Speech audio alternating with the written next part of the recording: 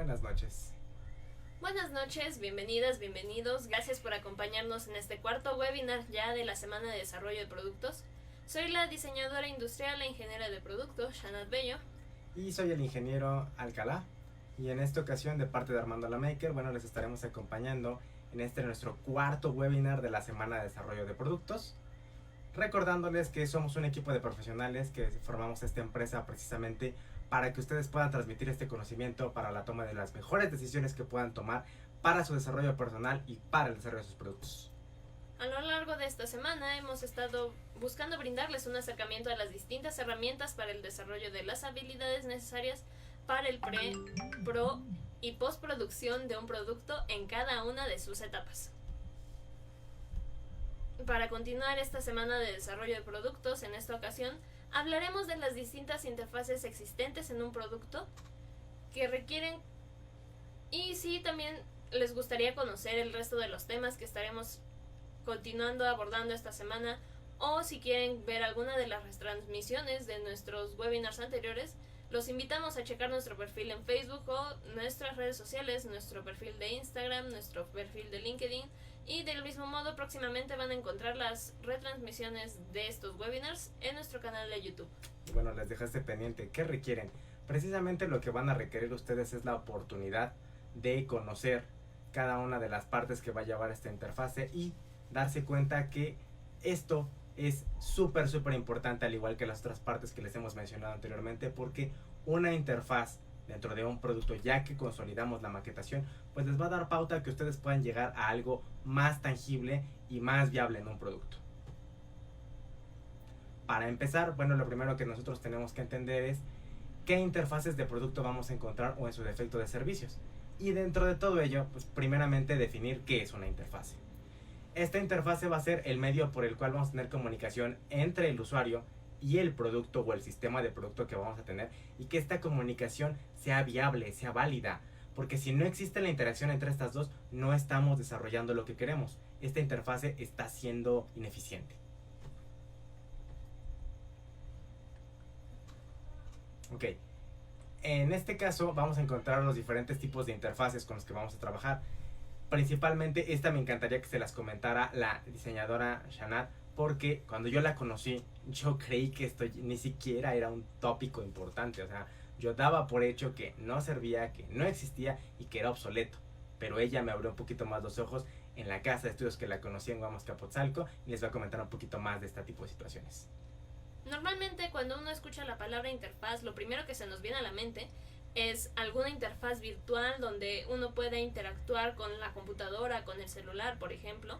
Pero realmente las interfaces van mucho más allá de eso. Uno de los principales tipos de interfaces, y de los que más pasa uno por alto, es precisamente la interfaz física, puesto que cualquier tipo de medio por el cual uno como usuario interactúe con un producto ya se considera una interfaz. En este caso, por ejemplo, algo tan simple como lo es el asa de una taza cuenta como una interfaz, puesto que ya es un medio por el cual uno interactúa con este objeto. Uno se da cuenta de cuál es su funcionamiento, de cómo debe de utilizarse todo esto a través de la interfaz. Incluso el mango de una cuchara, el mango de un peine, algo tan simple como lo es un empaque se considera del mismo modo una interfaz física.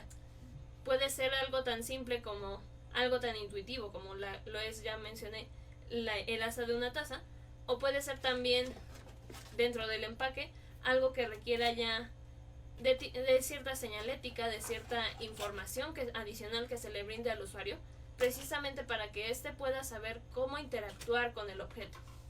Del mismo modo también se le podrían considerar interfaces físicas a los distintos botones que uno puede encontrar físicamente para poder interactuar con una interfaz virtual. La interfaz es la extensión de un producto que le permite al usuario interactuar de manera efectiva con un objeto, y es la suma de la arquitectura física, de los patrones de interacción y de elementos visuales que le den la funcionalidad al objeto. Ahora, antes de pasar a esta parte de User Interface o la interfaz de usuario, hay que destacar que precisamente las interfaces físicas son lo que nos da pauta a que podamos llegar a una interfaz de usuario. Si nosotros no consideramos esta interfaz física como puede ser lo que ya nos comentaba la diseñadora Shanat, lo que es el mango, en este caso de una cuchara, y queremos que va a servir para comer y no tiene un mango, entonces ¿cómo la vamos a utilizar? Si queremos que en este caso el empaque tenga las cavidades específicas para poder ocuparlo, pues hay que diseñarlas y hacer estos orificios, y no a la hora de ya haber terminado el empaque querer hacerlos, como decimos vilmente los ingenieros, a la brava. O sea, agarras un taladro o agarras una punta, algo, haces el orificio y con eso ya lo cargas. Ahí ya no tiene chiste, porque entonces perdió todo el diseño detrás de, y perdió toda la funcionalidad que tú estabas esperando. Y a veces un mal orificio que creemos en este tipo de interfaz física, pues es la complicación para que se abra nuestro empaque y nos genere más conflictos que opciones. Dentro de la interfaz de usuario que vamos a encontrar, lo principal que nosotros tenemos que destacar es que vamos a ver pantallitas compactas, como lo que vienen siendo los displays 16x2, que son los más comunes, donde nosotros veíamos como en color negro o en un color azulito ya con algunas lucecitas detrás, lo que viene siendo números, letras, algunos símbolos, y dentro de todo esto la posibilidad de ocuparlo en algunos proyectos básicos. Dentro de los ¿qué les gusta? 1990, 80 todavía, a los 2000 todavía se trabajaban mucho constantemente, y de ahí en adelante empezamos a ver este tipo de interfaces ya en pantallas un poquito más grandes, o las pantallas ahorita que se tienen de desarrollo para Arduino, para Raspberry, que nos dan algunas posibilidades para conocer ya algo con más colores, con más gamas, con un poco de cambio de tamaños de letras, y hasta con algunas animaciones que en la otra interfase pues no lo teníamos. Y ya pasar a pantallas como lo pueden tener en su celular o en su laptop, que ya son ejemplos de interfaces de usuario un poco más completas, un poco más complejas, que tienen mayor infraestructura, que tienen mucho más código detrás de, y que les van a permitir una interacción mínima por lo menos. Del mismo modo, en la contraparte a la interfaz de usuario, tenemos también la experiencia precisamente del usuario. Como su nombre lo dice, UX, User Experience, se refiere más que nada al cómo una persona percibe el modo de interactuar con un producto. Logramos una buena UX al enfocarnos en diseñar productos usables, deseables y útiles, lo cual influye mucho en que el usuario se sienta satisfecho, feliz y encantado. No va a ser lo mismo una interfaz que uno programa desde cero, por ejemplo en Python, lleno de líneas de códigos, llenos de acciones, llenos de tal vez sí botones, pero botones muy rudimentarios por una gran pantalla donde estén todos regados por todos lados, a realmente tener, por ejemplo, una aplicación virtual donde se tenga de un modo más sencillo, más amigable para el usuario, distintos botones con distinta señalética, colores agradables para el usuario, un acomodo de los distintos elementos, tanto imágenes como gráficos, como textos, donde precisamente puedan ser mucho más amigables, donde realmente le den a uno ganas de usar esta aplicación. Se los comenta porque conoce ingenieros que diseñan, o dicen que diseñan, interfaces decentes. Antes de conocer a algunos ingenieros que yo le presenté del Politécnico y otros que fue conociendo a lo largo de su trayectoria, se dio cuenta que tenemos precisamente ese pique. Hay diseñadores que aborrecen ingenieros porque conocieron a un ingeniero que se quedó a medias en su carrera y no terminó, o ingenieros que conocimos a un diseñador que, porque creyó que ya pasó por algunas materias básicas, ya tiene una consultoría de diseño inmobiliario, y a veces ni poder hacer las maquetas lo estamos corroborando, ¿no? Pero bueno, dentro de esto, algo clásico que ustedes van a encontrar como UX va a ser Uber, Netflix, cuando estaban en su apogeo. Ahorita me atrevería a criticar y decir que no estamos en la mejor experiencia, pero sigue habiendo una experiencia, ¿vale?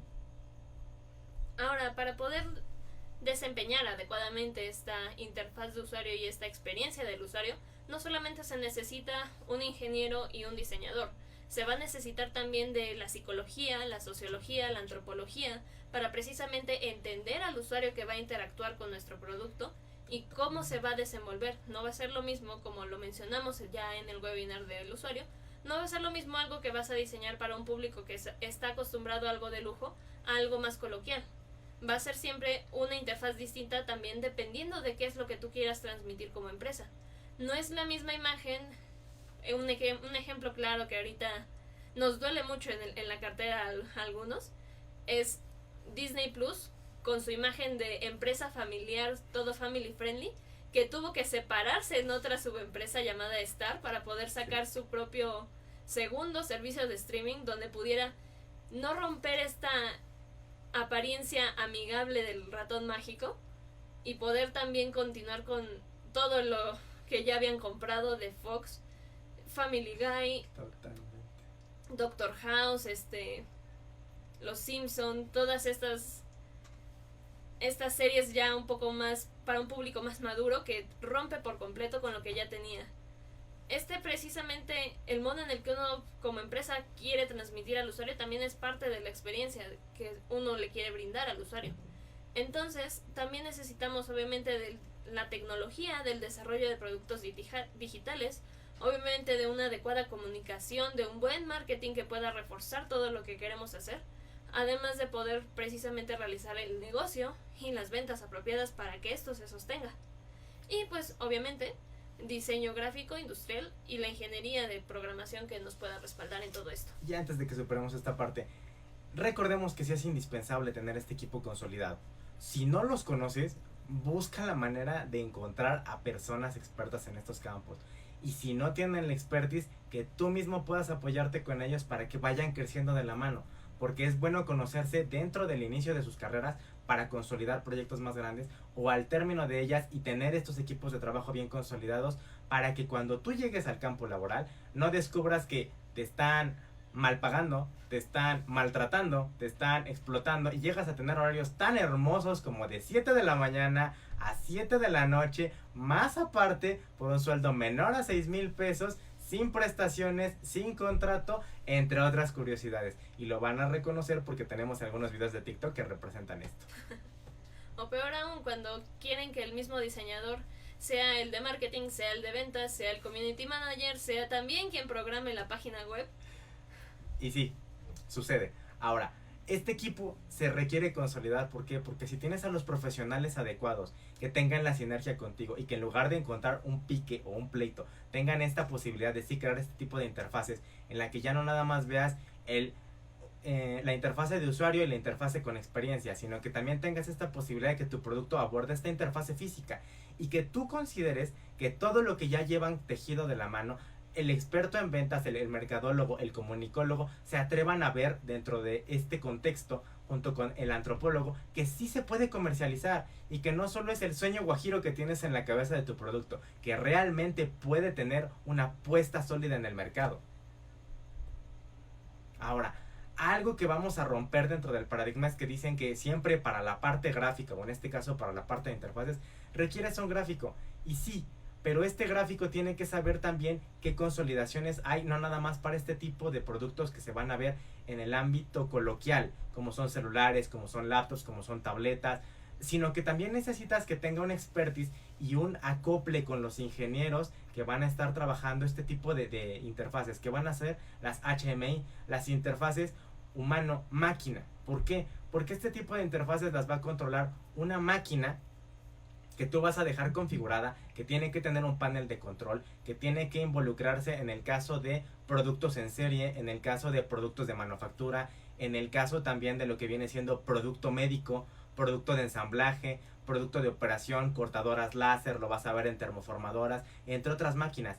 Y esto es muy importante porque te tienes que percatar de cuáles son las funciones mínimas que requiere este ingeniero para operar, y también si ese ingeniero termina su turno, la siguiente persona que la está operando, sea un técnico o un tallerista o tu ingeniero, pueda hacerlo de la manera adecuada sin tener que ir a pelearse con dónde están los botones, dónde están los mandos. No, esto tiene que estar bien diseñado con una jerarquía y una estructura válida, observada y bien trabajada por ambas partes, tu diseñador, tu ingeniero. No significa que porque lo esté diciendo así sea uno superior al otro, más bien de la mano, trabajando juntos, porque si esto no se consolida para una alianza en la que mejoren los equipos, vamos a seguir trabajando en la edad de piedra. Aquí quiero hacer una pequeña intervención. Un ejemplo muy claro de esto es precisamente, como lo menciona mi compañero, las máquinas de CNC. Las máquinas grandes de CNC. Sobre todo las de versiones anteriores, no tanto las recientes. Las recientes ya son un poco más amigables con el usuario. Más o menos. Pero realmente, precisamente donde estoy actualmente laborando, tenemos una punzonadora bastante grande. Me parece que el área de trabajo es de más de 2 metros cuadrados. Entonces, esta punzonadora tiene además de obviamente el área donde se realiza todo el maquinado de la lámina, tiene otro armatoste, valga el nombre, donde una persona que mida 1,80 está apenas apto para poder interactuar con la pantalla. Entonces ciertamente tenemos ahí mismo en planta uno de nuestros técnicos que mide 1,57. Entonces tiene casi que estarse subiendo a una mesa que tienen ahí al lado para poder precisamente hacer los ajustes de los parámetros cuando es necesario en esta máquina. ¿Por qué? ¿Por qué vamos a ver este tipo de inconvenientes todavía en máquinas un poco antiguas que aún así se les piensa hacer un poco de reingeniería o retroingeniería que se les comenta para poder ajustar este tipo de paneles? A veces a nosotros nos ha tocado dentro de lo que es servicio técnico en hospitales que tú le preguntas al médico, oye, todas las personas que están en este hospital tienen una altura aproximada de 1,60 a 1,80 o tienes personas más altas, para saber dónde voy a colocarte el monitor de signos vitales, dónde te voy a colocar la máquina de anestesia, dónde te voy a colocar, ejemplo, el ventilador mecánico y sus paneles de control para que lo sepan operar. Y tú preguntas y te dicen, sí, todos están más o menos en ese promedio, y resulta que a la semana, a las 2 semanas te llega una persona un poco más bajita, 1,50, 1,40, 1,30, y a la altura a la que tú lo dejaste, la persona de 1,60 y 1,80 estira la mano y sí alcanza el panel, pero la que está bajita ya requiere un banquito, y te hablan para decirte, ¿qué crees? Me lo puedes desinstalar y bajarme 10 centímetros el equipo, 15 centímetros, y tú estás transportándote de un estado de la república a otro. Imagínense esa diferencia de 10 centímetros por un traslado de más de 2,000 pesos en ocasiones, y a veces no por el costo, por el tiempo que tienes que invertir, porque son viajes de 8 horas, 10 horas, por no haber pensado en ese tipo de mecanismos en riel para poder aprovechar que tu producto sea mucho más útil que una versión austera. Ahora, esto lo vamos a ver reflejado ya en varias de las empresas simbólicas, grandes, que tienen un monopolio enorme en este tipo de campos. Siemens se preocupa por darles este tipo de interfaces.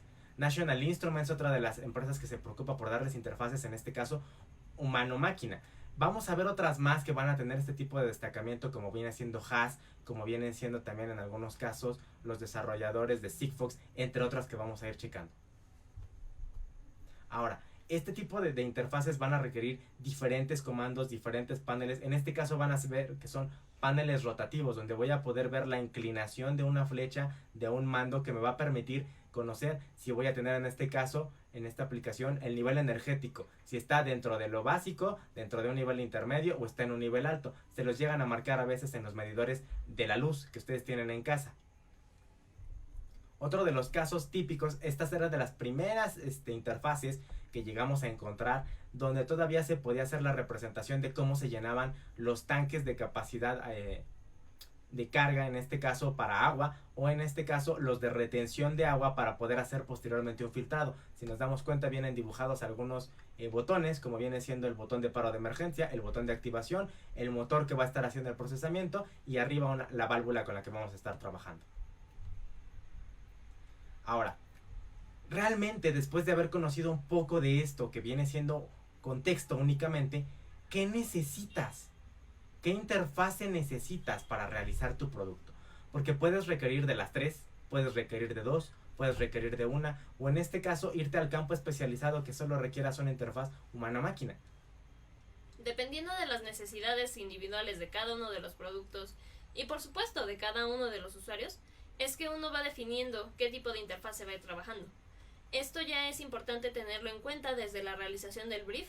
Si quieren checar nuestro webinar de brief, lo pueden encontrar en nuestro perfil de Facebook también, donde precisamente sugerimos el hacer esta investigación, conocer al usuario, conocer más de su contexto y del contexto en el que se va a desenvolver el producto, precisamente para conocer qué tipo de interfaz, tanto física como virtual, como humano-máquina, es la más importante o la más necesaria, o cómo se complementa una con otra para poder darle la mejor interacción de tu usuario con tu producto. Ahora, ¿hay productos que puedan tener todas estas interfaces en una sola? Sí, y lo tienen todos los días, su celular.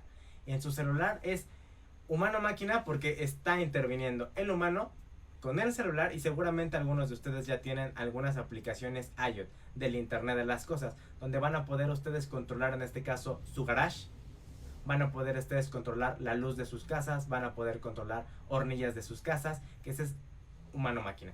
Pero vamos a ver que también viene siendo parte de una interfase con experiencia, porque te va a permitir a ti corregir ese error que pudiste haber cometido al haber dejado alguno de esos abierto, prendido, y la idea es que tú puedas consolidar ese error que cometiste en un acierto que te sirva para no desperdiciar más tiempo en un traslado de regreso. Lo estás viendo como una interfase de usuario porque está interactuando contigo directamente y te permite visualizar parámetros que requieres. Y de antemano es física porque todavía trabaja con algunos botones, como son los botones de control de volumen o en su defecto el botón de encendido y apagado con el que normalmente lo interaccionas.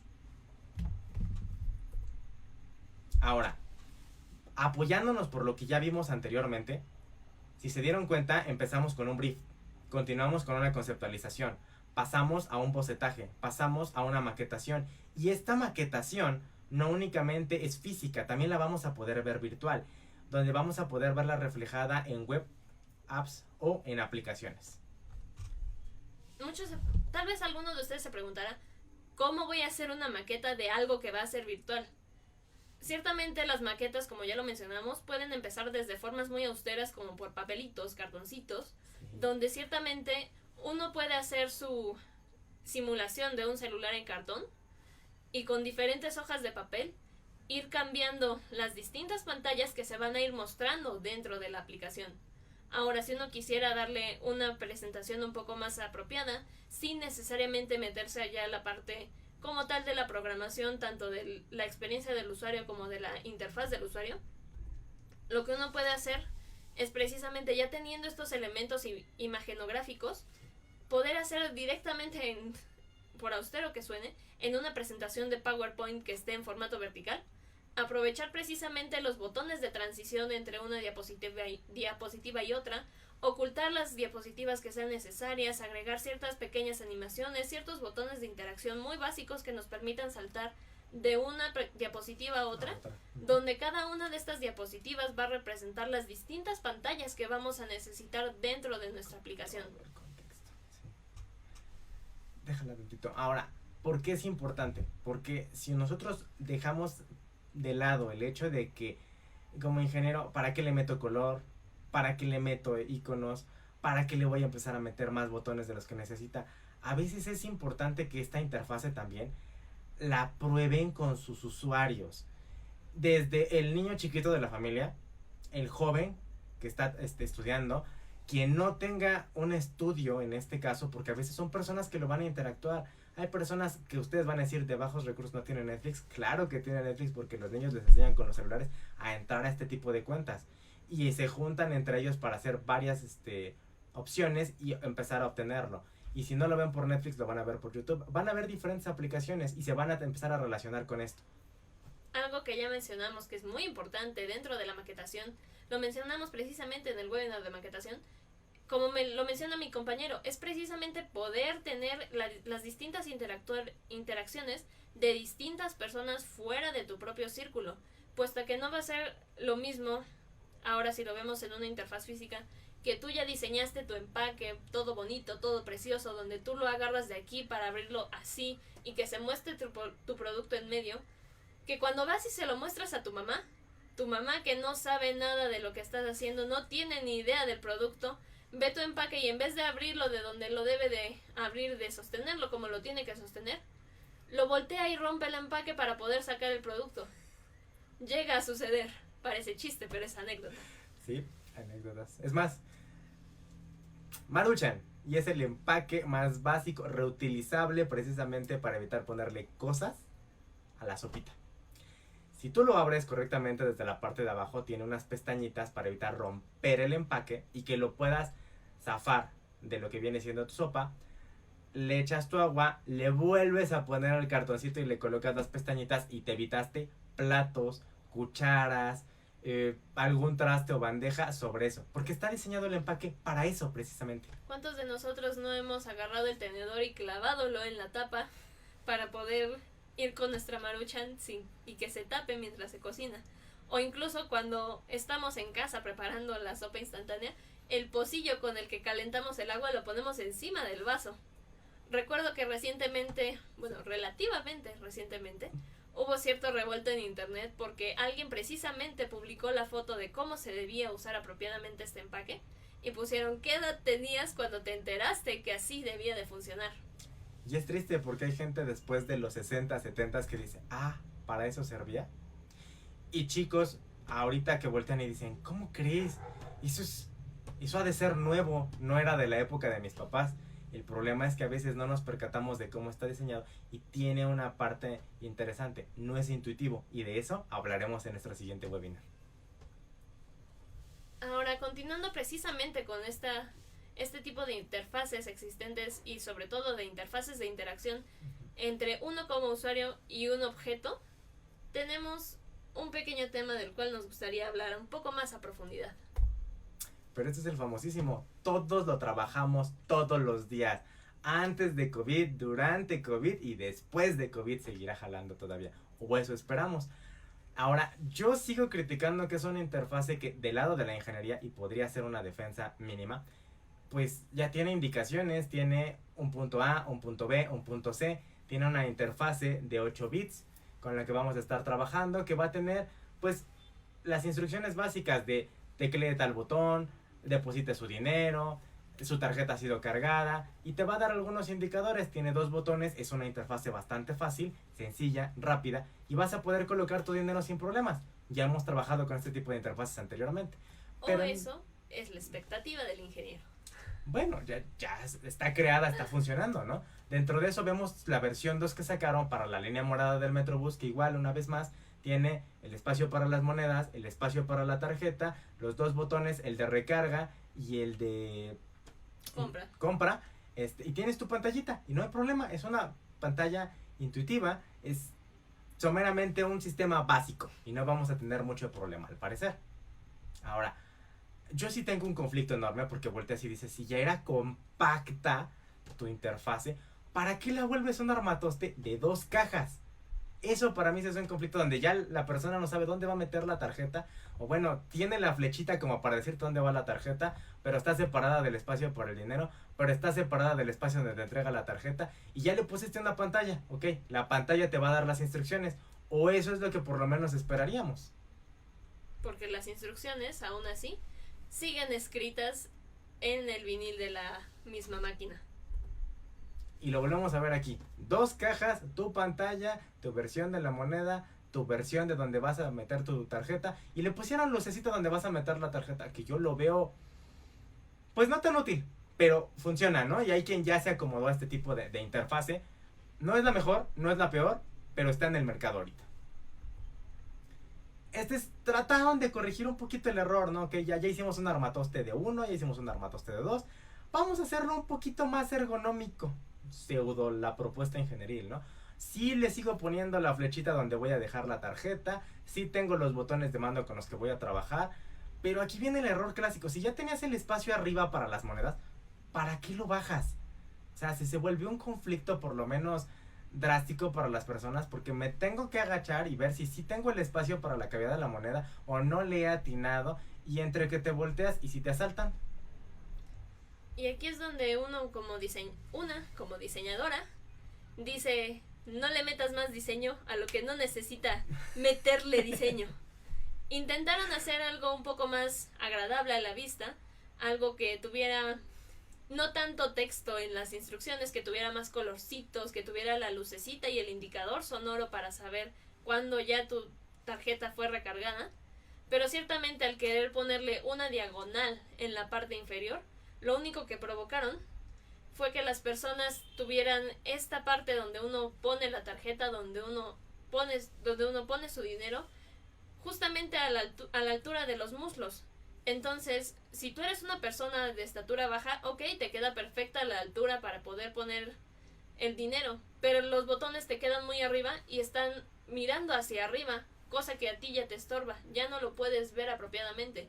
Y viceversa, si eres una persona de estatura mediana, estatura alta, tal vez te quedan a la altura perfecta la pantalla, los botones, pero te tienes que estar agachando, tienes que estarte torciendo para poder echarle el dinero, las monedas, y ver si la máquina se las traga o no.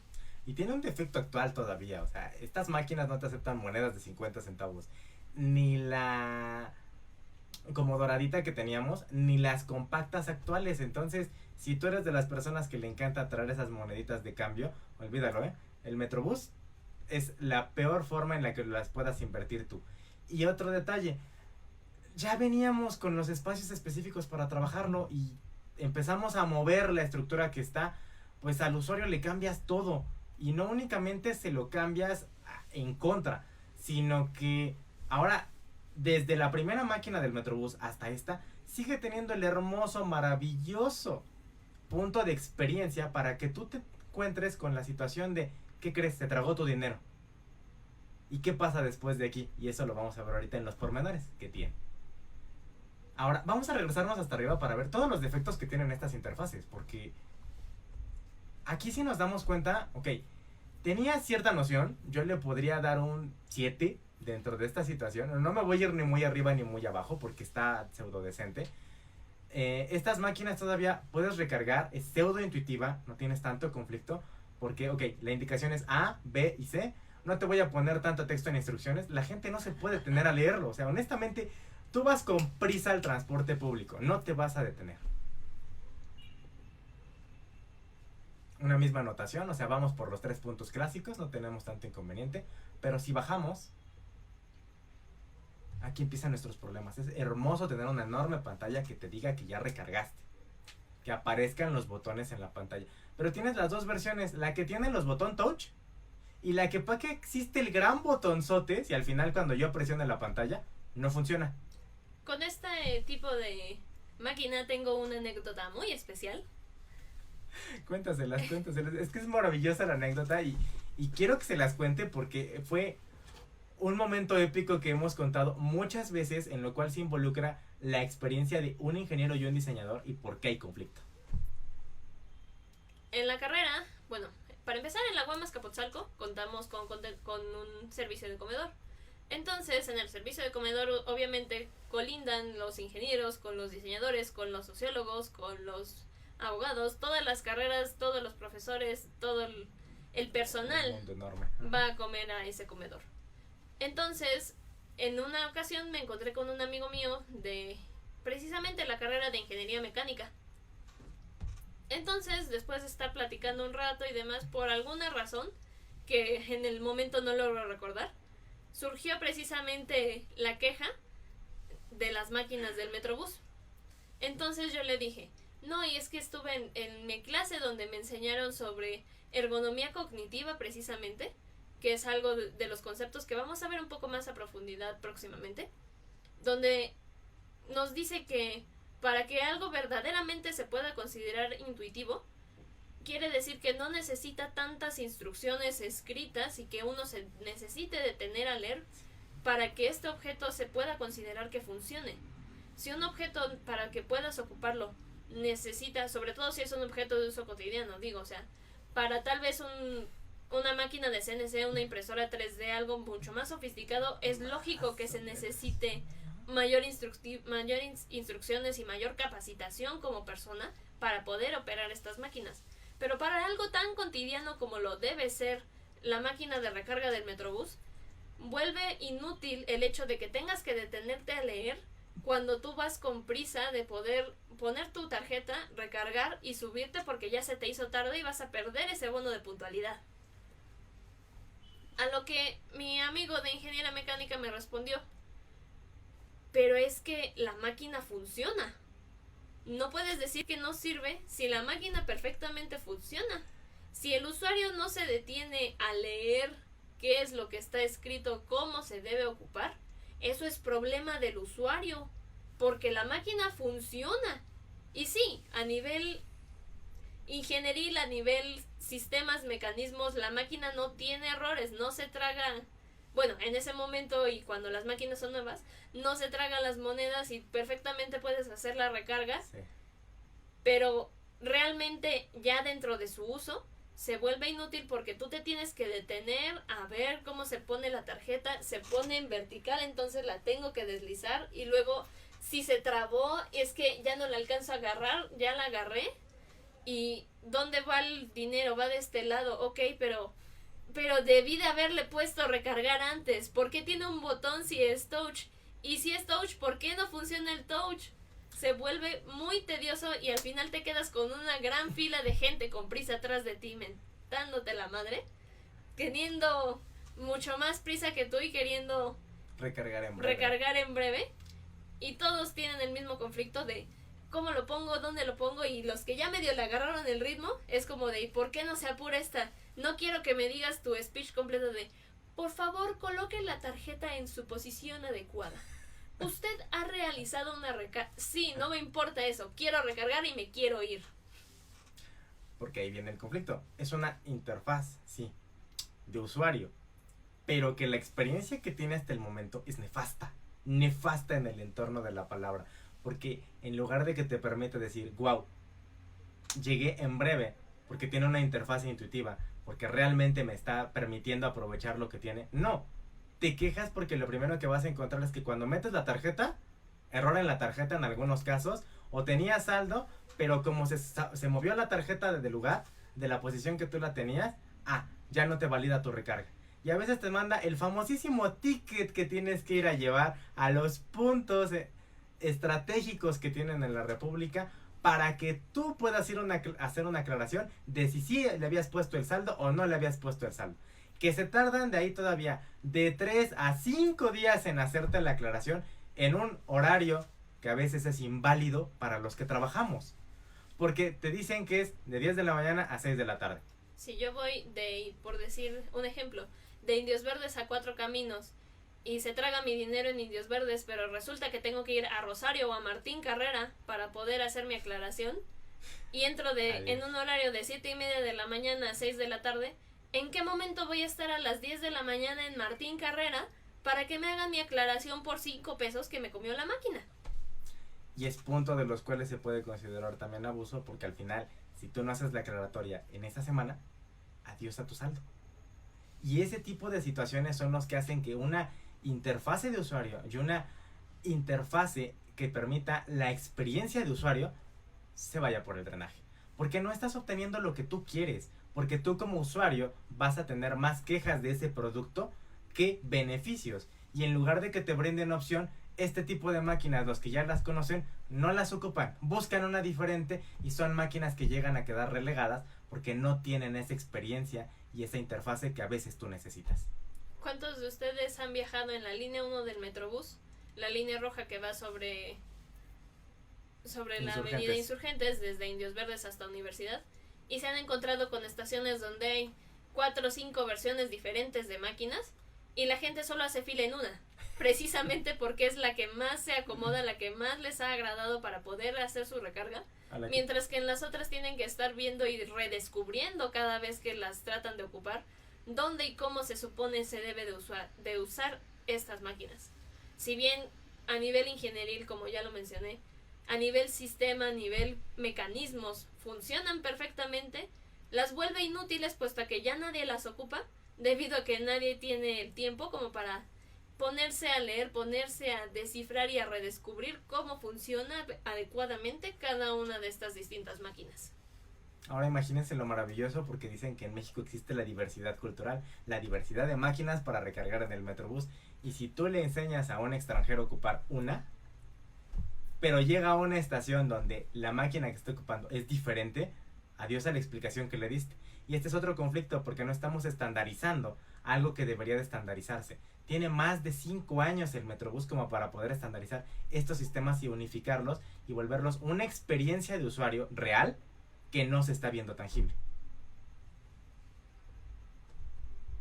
Ahora, en estas nuevas, novedosas y maravillosas tarjetas del Metrobús, que se supone que también te conectan con el cablebús, que te conectan también con el trolebús y que tienen el maravilloso defecto actual de todavía decirte que sirven para Ecobici, pero la que es para Ecobici la ocupan diferente. Vas tú al centro para poder hacer tu registro de Ecobici, te dan la misma tarjeta, pero es único uso para Ecobici, a diferencia de todas las demás compatibilidades que tiene y conectividades. Y ahora te vas a encontrar con dos detalles que no es actual. Tiene más de 2 años en circulación esta situación. Y es que cuando un producto no está bien validado, no está bien certificado y lo mandas al mercado a usarse, vas a tener una fuga de dinero y una pérdida enorme como la están teniendo a la fecha. ¿Por qué? porque tienes dos versiones de la tarjeta, la auténtica y la falsa. Y la falsa está basada en un sistema anterior que trabajaba donde veías tus diferentes paletas de colores sobre tu tarjeta, que es una tarjeta RFID o NFC. Pero en este caso ya le ponen el estampado novedoso de la actual tarjeta, porque es la calcomanía sobre la tarjeta anterior. Pero como nunca dieron de baja totalmente estas tarjetas, le siguen dando la vuelta, y a veces hay gente que pasa sin pagar su boleto o sin pagar su pasaje porque están ocupando la versión anterior y pirata. ¿Por qué? México. Ahora, esto... Un momento. Bienvenido, Pablo, gracias por acompañarnos. Pablo comenta, por lo menos tienen máquinas de esas acá en Argentina. Oh, saludos hasta Argentina. Aún vamos al kiosco a cargar la tarjeta del bus. Bueno, que una disculpa por las diferencias del lenguaje. El español es un idioma muy diverso. Quiero suponer que por kiosco te refieres a la taquilla donde uno va personalmente con un ser humano a poder hacer la recarga.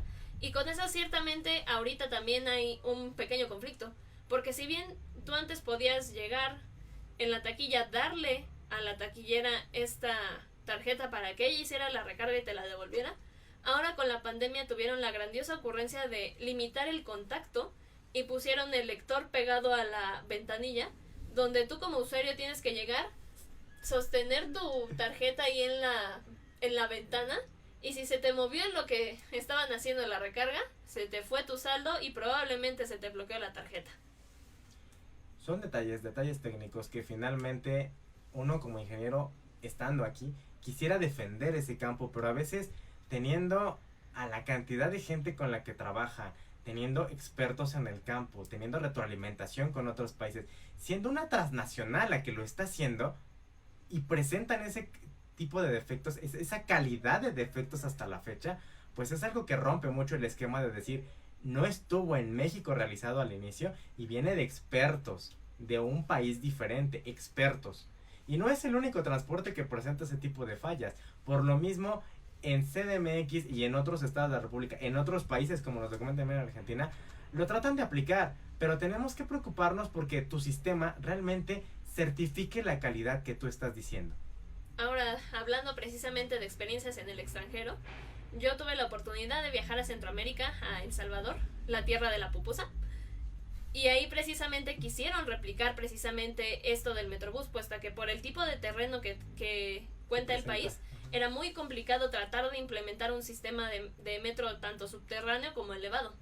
Entonces, cuando quisieron implementar precisamente este tipo de sistema tipo Metrobús, donde se tuvieran líneas establecidas con paradas específicas y donde se tuvieran máquinas de recarga, allá me cuentan mis cheritos, como dicen allá, me cuentan que la gente de plano no supo y no quiso y se aferró en no aprender a usar estas tarjetas RFID, al grado que uno llega y si bien están las máquinas ya obsoletas porque nadie las ocupa, donde puedes agarrar la tarjeta, el torniquete está completamente desvalijado y tú puedes acceder al sistema este tipo Metrobús y le das directamente el pasaje al chofer en la mano, puesto que, repito, la gente no tuvo ni la disposición y el sistema no tuvo la amabilidad para poder tener esta interacción con el usuario para que fuera un sistema amigable y donde uno se pudiera adaptar fácilmente a este. Ahora, es impresionante que en los eventos musicales que hemos llegado a tener experiencia exista un centro de recarga RFID mucho más óptimo que lo que se tiene en estas máquinas de Metrobús y que es un poco más personalizado, que te permite a ti disfrutar de tu experiencia porque ellos tienen la posibilidad de recargar lo necesario desde una tarjeta de crédito, desde una tarjeta de débito, desde efectivo y tengan la posibilidad posterior de, después de esto, si ya no voy a ocupar ese saldo dentro de esa tarjeta, poder retirarlo y recuperarlo, cosa que este tipo de transportes no te lo da. Y ese es un inconveniente drástico, porque a veces tú traes únicamente el billete de 20, el billete de 100, el billete de 50, el billete de 200, y no le vas a meter 200, 300, 500 pesos al Metrobús, porque ahora, para colmo, está limitado. Dicen por tu seguridad, no, más bien porque ellos no cuentan con la capacidad de seguridad adecuada para asegurarte que lo que tú vas a recargar va a seguir íntegro ahí. hubo un tiempo en el que quisieron implementar su sistema de tarjeta de débito del metro, que si bien un momento sí estuvieron en circulación, estas famosas tarjetas que ya tenían su chip, su banda magnética, todo lo correspondiente a una tarjeta de débito adecuada, estas también tenían cierta limitante en el saldo, y del mismo modo las retiraron rápido del mercado porque realmente nadie se sentía con la seguridad de poder ocupar este tipo de tarjetas realmente como tarjetas de débito. Y así como tuvimos la oportunidad de que interactuara con nosotros el queridísimo Pablo Emanuel Elías Juárez, si tenemos la posibilidad de llegar a otros países y gustan interactuar con Armando la Maker para que comentemos algunas de las experiencias que hayan tenido dentro, desde el brief hecho bien o mal hecho, una conceptualización bien realizada o mal realizada, una maquetación bien construida o mal construida, un buen bocetaje o algo que creemos que podría llegar a ser bocetaje, en este caso también la experiencia de una interfaz de usuario que pueda ser útil para los productos o las que no lo están siendo, considérenlo como un punto de partida para sus productos, porque no solo lo tenemos esto en Latinoamérica, en Sudamérica, en Norteamérica, sino en el resto de continentes, y son inconvenientes que han sido un enorme tope o stop para mucho de lo que se puede realizar y que es una oportunidad de negocio para ustedes que no deberían de desperdiciar.